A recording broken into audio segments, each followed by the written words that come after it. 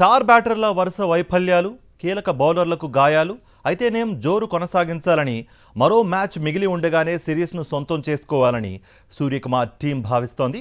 ఇప్పటికే సిరీస్లో పైచేయి సాధించిన టీమిండియా రెట్టింపు హుషారుతో సమరానికి సై అంటోంది.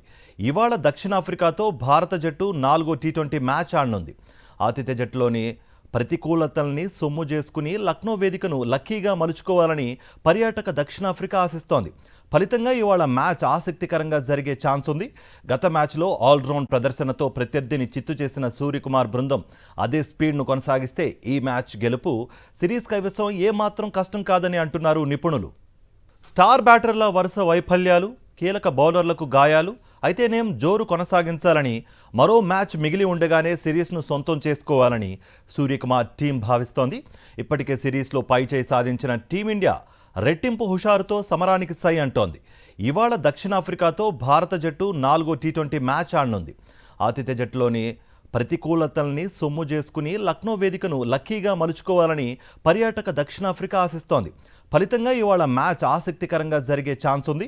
గత మ్యాచ్లో ఆల్రౌండ్ ప్రదర్శనతో ప్రత్యర్థిని చిత్తు చేసిన సూర్యకుమార్ బృందం అదే స్పీడ్ను కొనసాగిస్తే ఈ మ్యాచ్ గెలుపు స్టార్ బ్యాటర్ల వరుస వైఫల్యాలు, కీలక బౌలర్లకు గాయాలు అయితేనేం జోరు కొనసాగించాలని, మరో మ్యాచ్ మిగిలి ఉండగానే సిరీస్ను సొంతం చేసుకోవాలని సూర్యకుమార్ టీం భావిస్తోంది. ఇప్పటికే సిరీస్లో పైచేయి సాధించిన టీమిండియా రెట్టింపు హుషారుతో సమరానికి సై అంటోంది. ఇవాళ దక్షిణాఫ్రికాతో భారత జట్టు 4వ టీ20 మ్యాచ్ ఆడనుంది. ఆతిథ్య జట్టులోని ప్రతికూలతల్ని సొమ్ము చేసుకుని లక్నో వేదికను లక్కీగా మలుచుకోవాలని పర్యాటక దక్షిణాఫ్రికా ఆశిస్తోంది. ఫలితంగా ఇవాళ మ్యాచ్ ఆసక్తికరంగా జరిగే ఛాన్స్ ఉంది. గత మ్యాచ్లో ఆల్రౌండ్ ప్రదర్శనతో ప్రత్యర్థిని చిత్తు చేసిన సూర్యకుమార్ బృందం అదే స్పీడ్ను కొనసాగిస్తే ఈ మ్యాచ్ గెలుపు సిరీస్ కైవసం ఏమాత్రం కష్టం కాదని అంటున్నారు నిపుణులు.